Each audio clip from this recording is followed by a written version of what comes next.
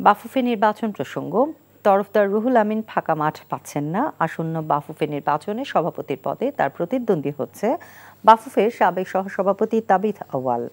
নির্বাচনের তফসিল ঘোষণার পর কর্মপরিকল্পনা জানানোর সিদ্ধান্ত নিয়েছেন তিনি। নিলয় মজুমদারের রিপোর্ট। দেশের ফুটবলের সর্বোচ্চ নিয়ন্ত্রক সংস্থার সভাপতি পদে নিজেকে প্রার্থী হিসেবে ঘোষণা করেছেন সাবেক ফুটবলার ও সংগঠক তাবিথ আউয়াল। সোমবার দুপুরে রাজধানীর একটি পাঁচতারকা হোটেলে ঘোষণা দেন তিনি। চতুর্থবারের জন্য আমি বাংলাদেশ ফুটবল ফেডারেশন ইলেকশনে আমি ইন্টারেস্টেড পার্টি না, আমি অবশ্যই ইলেকশনে লড়ব। তো বর্তমান কনস্টিটিউশনের আন্ডারে আমি প্রেসিডেন্ট পদের জন্য আপনাদেরকে অফিস জানাতে চাচ্ছি যে আমি লড়ব।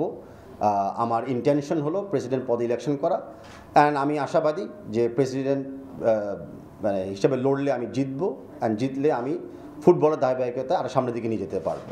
বর্তমান বাফুফে প্রেসিডেন্ট কাজী সালাউদ্দিন পরবর্তী নির্বাচনে অংশ না নেওয়ার ঘোষণার পর নিজের প্রার্থিতা ঘোষণা করেছিলেন সাইফ পাওয়ারটেকের তরফদার রুহুল আমিন। অক্টোবরে বাফুফে নির্বাচনে সুস্থ প্রতিযোগিতার আশা তাবিতের।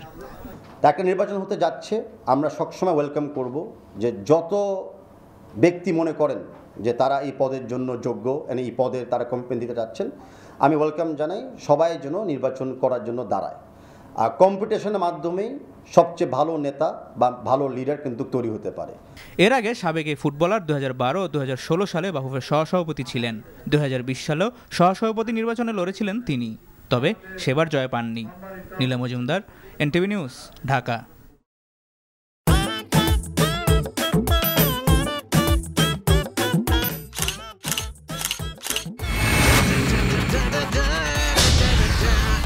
Thank you so much.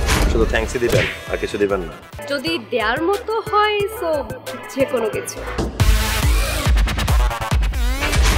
খুব খুশি লাগলো আপনার সাথে ডিল করে। Deal done. হ্যাঁ, 50 লাখ। বিউটিফুল। আমি চাচ্ছি এই থার্ড ডেতে তোমাদের এনগেজমেন্টটা করে ফেলো। এখানে তো রতন নামে কোনো কিডনি ডাক্তার নাই। আপনি চিটার বাটপারে পাল্লায় পড়ছেন।